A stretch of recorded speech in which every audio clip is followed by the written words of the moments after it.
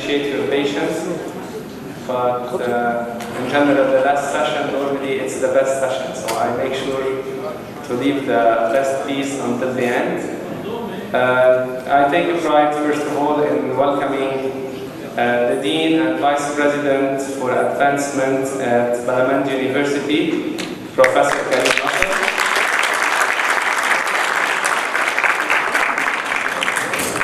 He holds an MS and a PhD from the prestigious Purdue University. He has several awards in quality and in education at the international and national level. He's going to talk today about financing higher education in Lebanon, a call for reform. Please join me to welcome Dean Nasr.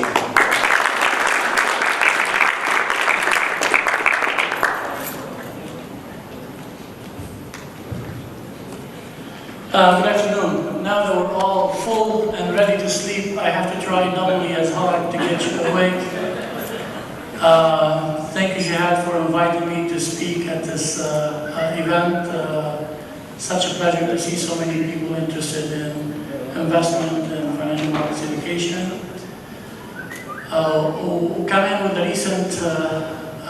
recent resignation of the Prime Minister, إذا كانت صحيحة. This is a big challenge now to focus on what I'm going to say. All the reform ideas I have are out the window, so they may end up being حبر على ورق. Nevertheless, maybe they resonate with some of us, and maybe some of us can bear some of these initiatives, take them to heart, and cause reform to happen, because we're in desperate need for reform. Good afternoon. While the theme of the conference is investment and financial markets education, I would like to focus on the aspect of return on investment when an investment is made in getting a university degree. So I'm taking a different twist on what the whole conference is about. My contribution addresses the issue of financing higher education. If I were to give a definition for financing, it would be making financial resources available for the purpose of achieving a goal. So for our purpose, financing refers to finding the money to cover university tuition. You might ask, is this really a problem? And to whom? I'm sure the students in the room will find this a very relevant question, and I'm sure fathers of the students in the room and other rooms will find this to be quite relevant as well. Where do we find the money to send our kids to credible institutions, costing us quite a bit of money? Before I answer this question, please allow me to put things in perspective. I will start by addressing some observations from across the world and transitioning into the Lebanese context, because there are some significant differences between the different contexts. In the US, tuition costs, primarily in private universities, have skyrocketed over the years. So much so to show that an undergraduate degree costs an average of around $120,000 USD. That's an undergraduate degree. This is a significant amount of money. Universities get away with such pricing without major riots because of three main factors. One, all private universities are increasing their tuitions. Everyone is doing it. The whole mass gets away with it. It's a whole movement that does this. Two, private universities increase tuition costs and turn around to offer significant discounts. Discounts have gotten to become almost 50%. So they price a degree at $120,000, they offer it for $60,000. And customers, meaning parents, and students for that matter, because in the US, the parents' aspects start becoming lower and lower in students' lives. So students end up wanting to borrow money, and they end up being charged about $60,000 to get their degree. Third, most university goers obtain federal and state loans to cover their tuitions. And the condition for obtaining the loan is not linked to students' ability to put forward collaterals, but the need for the university to be accredited. That's the only condition. If the university is accredited, they'll give you the loan. The prospects of paying back the loan is for later. So the labor market in the US is so developed, having a comprehensive ecosystem across many productive sectors, allowing the paying back of loans to be possible. Before I get to the Lebanese side, I'd like you to transition your mind into Lebanese context, thinking of this alone, which is an extremely difficult point for those who obtain loans in Lebanon. In France and many Western European countries, the majority of students belong to public universities and enjoy obtaining higher degrees essentially for free, even today. It's a government-supported financing system of higher education, although in some disciplines like business management, they've adopted the American model. They started charging tuition, and therefore there's a change. Students incur reasonable cost for their studies. In England, many changes have taken place, and higher education tuition costs have risen over the past few years, resulting in a system, what we call a system in flux. It doesn't even know where it is right now. It's transitioning. It is too early to evaluate the impact of these increases, but one thing is certain, and that is a British university goer is not happy at the moment. The increase in tuition are believed by many as being too much for the British citizen. Lebanon enjoys having one public university, the Lebanese University, and 50 other private universities, or so-called universities. 40% of university goers attend the Lebanese University, therefore 60% go to the private ones. High school graduates have the option of joining the Lebanese University, of course if they meet the conditions, which the Lebanese University specifies as stiff admission requirements, quotas, appropriations, and maybe some entrance examinations. Essentially, they enjoy doing that. The Lebanese student would do this, whoever gets in, essentially for free, thus releasing themselves from the burden of financing their education. So the question is irrelevant for those who really go there. So it seems. Despite being plagued by a long list of dysfunctions, from mismanagement to malgovernance to deteriorating academic quality, the Lebanese University still enjoys a good reputation based on past achievement. And I don't want to really be that harsh. They have some units who are really quite productive and doing well. Consumers, that is students, put up with these dysfunctions because they are not being charged an arm and a leg as tuition. Students of the Lebanese University generally come from mid and low social and financial backgrounds, and they would have attended a private university had they been able to afford a quality one.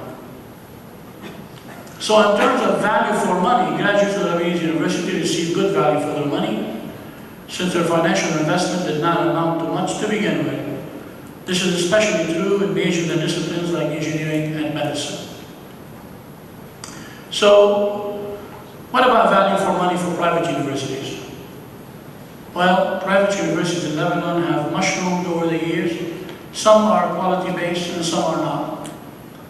Across the 50 universities, tuition for an undergraduate major ranges from $20,000 per year to $2,500 US per year.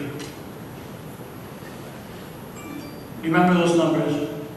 Some universities charge $20,000 per year, and some universities charge $2,500 per year. $2,500. The high end is considered expensive, while the low end is lower than the yearly tuition at the cheapest private high school.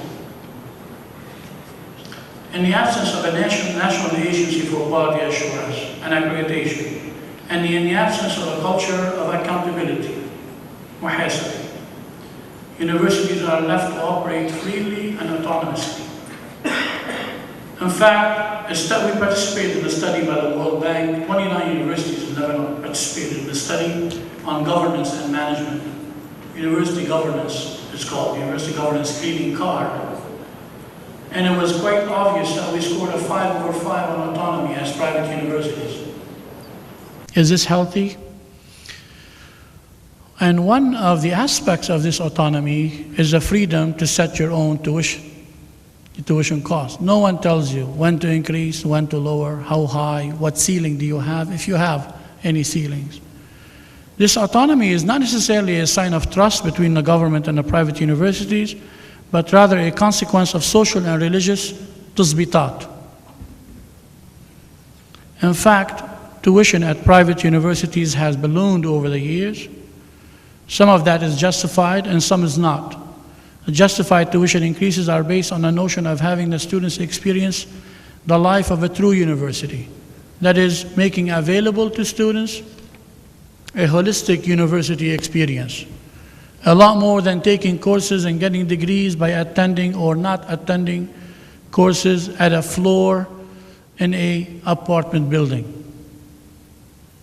Degrees from such universities, degrees from the expensive so-called universities, are expected to open doors for the recipients, respected by industry and employers, and serve to confirm a certain social status. I went to such and such university, somebody says.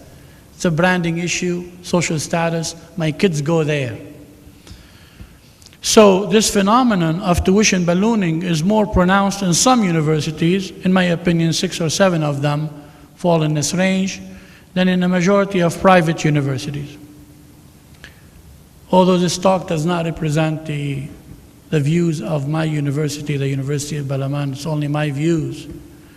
My university is one of those universities where the price of tuition is quite high. In fact, increased tuition costs in some universities have made them unaffordable to a significant slice of society, and consequently allowing these low-cost providers to have a significant market share. So we have 40-some universities, low-cost providers, have a good share of the market. It is just left up to the consumer to decide on where to go. Although in most situations the decision is a financial one, other factors like proximity to where people live, academic reputation, campus life and environment, peers, my friends go there, so I'll go there, and even students' gender sometimes play a role in the students' decision making on which university to attend. Gender in the sense that parents would like their daughters to go to a closer place where they feel safer if they were closer to them. So that also is a factor. So I hope I'm not taking you all over the place, because sometimes I do write with that thinking. 3 minutes, I need about 7, sorry. On the other hand, can price be associated with quality? Can we say that expensive university is really of great quality? Well, we would hope so. Although quality has been placed center stage for the past 15 years in Lebanon, I do not want to go into who's offering quality education to its students and who's not. I don't want to go into this. Although that's my bread and butter and that's what I do on a daily basis, is quality analysis. I do, however, want to state the following hypothesis. Expensive higher education institutions in Lebanon are quality institutions, as evidenced by a number of measures and indicators, such as having put in place quality units, having acquired accreditation by an external agency, an outside agency, or even showing up in credible university rankings. And of course, I know that the students will talk about rankings all the time. Had the economy been strong, expensive or pricey universities would have been affordable. Budgetary constraints and limitations, compounded by turning the entire list of wants into needs in a person's life, has put expensive universities practically out of reach. No matter how much a household makes, you turn around, you find that you don't have a lot of money to spend on tuitions at these expensive universities. Parents and students still, however, hope for and actually argue for discounted tuitions. Discussions, I can't tell you how much parents well off, coming into my office, and they would not be talking about quality first and foremost, they would be talking about how much discount they would actually get.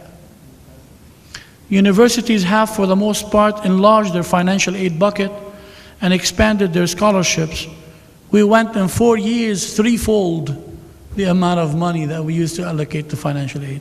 In 4 years, threefold, 3 times. Yet increased their tuitions year after year. So the story here is the following. Those who can afford expensive universities desire to enroll in those universities and plan on attending those universities. In their short note to the EU titled Higher Education in Lebanon, Dr. Sufi Jamal, Arif Sufi and Dr. Ahmad Jamal, you probably know them, classify spending on higher education as government spending, household spending, and private grants. Direct government spending goes to the Lebanese University, the ministry, CNRS, program called SADR, and educational allowances in the form of tuition support. Listen to this, to government employees such as civil servants, allowing them to enroll their children in private universities. And since 60% of the students attend private universities, you can imagine how much of the household spending household spending is contributing to the tuition at private universities. BDL, believing in education and recognizing the low purchasing power of households, initiated the educational loan initiatives. We all know about that. So is getting a loan a good investment? The students in the room, have you figured out the numbers? Have you gotten a loan? Have you figured out how long you would want to pay it back? Let's assume you get a $30,000 loan and you graduate, and they'll tell you now you ought to pay your loan back. If you don't pay your loan back, who's going to pay it? Kafilak, right? Okay, just make sure you know that. So let's assume that you are going to take the bull by the horn and you're going to go and pay it back. So you go ask to get a job. After Alif Wasta, you get somebody that hires you for $600 to $800 a month. Sorry, yeah. $600 to $800 a month. So you say to yourself, oh, well, you know, they told me, those teachers in schools, Al-Amid, Ali, yalla, you got to start somewhere, man. Go get a job. Get a job, you got to start somewhere. So he gets started to pay the loan, does a recomputation, or what they call scheduling at the bank, to pay the loan back. It says $300 a month. It's great. Oh, so how long do I need to pay the loan back? Oh, 15 years. Well, that sounds good. 15 years. I will live on falafel. I will not get married. I will not have a house. And I cannot guarantee for the 15 years I will still have that job that they gave me. So you can imagine how much of an imbalance there is. This is in contrast, direct contrast, to the comprehensive, complete ecosystem that is present, say, in places like the US. So here we're practicing a model similar to the US model, and it's private education, where parents and students really pay for it. And paying back the loan is almost impossible having a respectable life. So you can count on being starving. So the question is, the answer is maybe, certainly not yes. The return on investment is latent. It's hidden. Hidden in the sense that a holder of a degree from a reputable university will have a wider spectrum of opportunities. Though in a context like ours and doing things a la Lebanese, that recipient of that degree from the expensive university will find himself or herself sitting side by side with that someone who paid $7,500 for the whole degree. Minister Sharb al-Nahas, in his report titled Financing Higher Education in Lebanon, categorized higher education institutions in Lebanon and showed their market share in 2009. Although these shares have shifted since 2009 in favor of the newer universities, the low-cost providers, expensive private higher educations plateaued in their enrollment and student numbers. It is rather obvious that some expensive higher education institutions are chosen due to their prestige, their brand, their reputation, and market's appreciation for that degree. So in society, internally, inside of Lebanon, and externally, we can say this. The math does not add up if you want to stay in the country. Your only hope is to leave. Well, we don't want you to leave. Naturally, we don't want you to leave. So I will skip a part because Jihad is looking at me, and I will go directly into the idea of reform. Indeed, if we were to rethink Lebanon, thank you, Jihad, for the title, and if we were to build a sustainable nation whose graduates find jobs in its sectors, and who build and live respectable lives in it, there needs to be a series of reform initiatives. One, legislative measures. I had helped personally in the creation of a draft document for establishing a national quality assurance agency in Lebanon. You're distracting them, my friend, so it's okay though, you can do that if you want. I took too long, right? Come back to your seat, sir. So the Council of Ministers has got to approve the creation of a national quality assurance agency. Institutions would have to play to the tunes of this agency. Complying institutions would be endorsed by the agency, would be monitored as having a quality operation, and would be placed on the ministry's site as credible institutions. Administrative and executive measures and reforms. The Ministry of Education and Higher Education needs to re-examine its strategy and update it. Strategies are bad to be put on the shelf. We don't put strategies on the shelf. They're bad to stay there. They collect dust. So we need them to act on the strategies and execute. Third, create industry-university partnership to support students with their tuition costs at expensive, unaffordable private higher education institutions. This is not a strange concept, folks. This is not a strange concept at all. It is time for industry to realize that it needs to play its role in educating the youth. And this is a win-win scenario. That those guys who support these individuals will have a shot at handpicking their future workforce. Industry is a primary beneficiary of quality education and hence needs to commit financial resources towards the development of human resources. Number 4, promote what we call experiential learning through the implementation of cooperative programs, co-op programs. Anyone familiar with co-op programs? I know Dan is, but anyone else other than Dan? No? Okay. Cooperative programs are term on in school, term off, away from school. Where off? No, not at home, working. Working. They take longer to finish, but by the time a person finishes, had amassed a tremendous level of experience, and they are ready to hit the road running when they go back into the workforce.